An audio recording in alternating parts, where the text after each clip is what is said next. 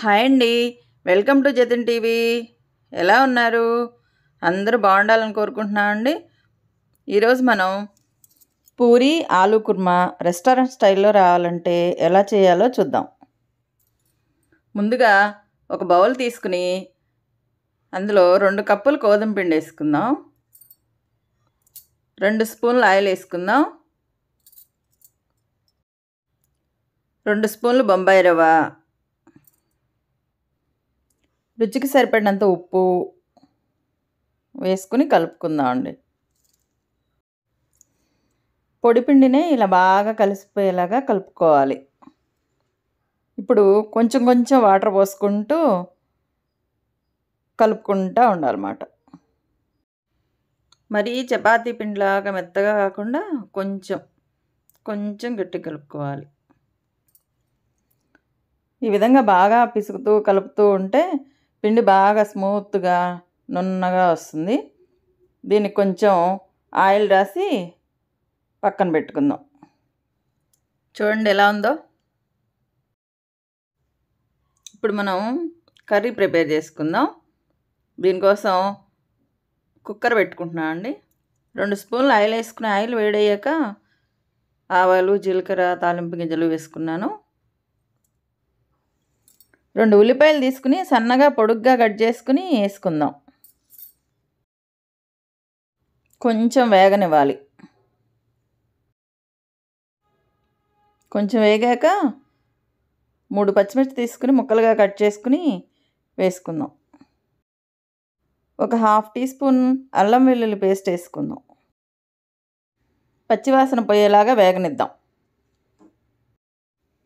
ఇప్పుడు 2 బంగాళదుంపలు తీసుకుని పీలర్తో పీల్ తీసుకుని ముక్కలుగా కట్ చేసుకుని పచ్చి వాటిని డైరెక్ట్గా కుక్కర్లో పెట్టుకుందాం. 1 కప్పు వాటర్ పోసుకుందాం. కుక్కర్ మూత పెట్టుకుందాం. 2 విజిల్స్ రానిస్తే సరిపోతుంది. ఈలోగా పిండి తీసుకుందాం. చూడండి మెత్తగా ఉంది. ఇప్పుడు దీన్ని చిన్న చిన్న ఉండలుగా చేసుకుని పూరీలు రెడీ చేసుకుందాం. గోధుమ పిండి లైట్గా వేసుకుంటూ కొంచెం కొంచెంగా ఇలా పలచగా ఒత్తుకోవాలి. పొడిపిండి ఎక్కువ వేస్తే ఆయిల్లో పడిపోతూ ఉంటుంది అనమాట. అందుకోసం తక్కువ వేసుకుందాం. చూడండి ఈ విధంగా మరి మందంగా కాకుండా మరి పలచగా కాకుండా ఇలా రావాలి. ఇదే విధంగా పూరీలన్నీ రెడీ చేసుకుందాం. చూడండి ఎలా ఉన్నాయో.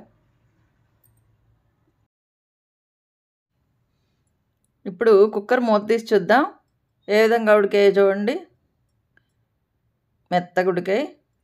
ఇప్పుడు 1/2 స్పూన్ పసుపు, రుచికి సరిపడా ఉప్పు వేసుకుందాం. 1 స్పూన్ శనగపిండి తీసుకుని కొంచెం వాటర్ పోసుకుని ఇట్లా మెత్తగా కలుపుకుందాం. ఉండలు లేకుండా కలుపుకోవాలి.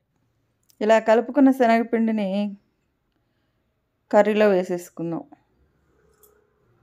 ఇంకో 1/2 లీటర్ వాటర్ పోసి కలుపుకుందాం. ఈ విధంగా కలుపుకుంటూ స్మాష్ చేసుకుంటూ 2 నిమిషాలు ఉడికిస్తే సరిపోతుందండి. కర్రీ రెడీ అయిపోతుంది. కొంచెం కరివేపాకు వేసుకుందాం. ఇంకా అయిపోయింది. స్టవ్ ఆఫ్ చేసుకుందాం.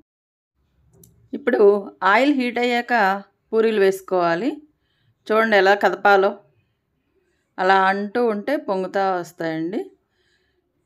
రెండో వైపు టర్న్ చేసుకొని తీసేసుకోవడమే.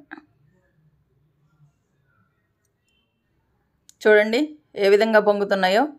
ప్రతి పూరి కూడా ఇలాగే పొంగిందండి. చాలా బాగా వచ్చాయి. మీరు కూడా తప్పకుండా ట్రై చేయండి. నచ్చితే లైక్ చేయండి. ఏ విధంగా వచ్చాయో కామెంట్ సెక్షన్లో కామెంట్ పెట్టండి. మీ ఫ్రెండ్స్తో షేర్ చేయండి. చూడండి పూరీలు ఎంత బాగున్నాయో. చూస్తేనే తినాలనిపిస్తుంది కదూ. చాలా బాగుంటాయండి. తప్పకుండా ట్రై చేయండి. నచ్చితే లైక్ చేయండి, షేర్ చేయండి, సబ్స్క్రైబ్ చేయండి. మరి మంచి రెసిపీతో మీ ముందుకు వస్తామండి. Thank you for watching. Bye.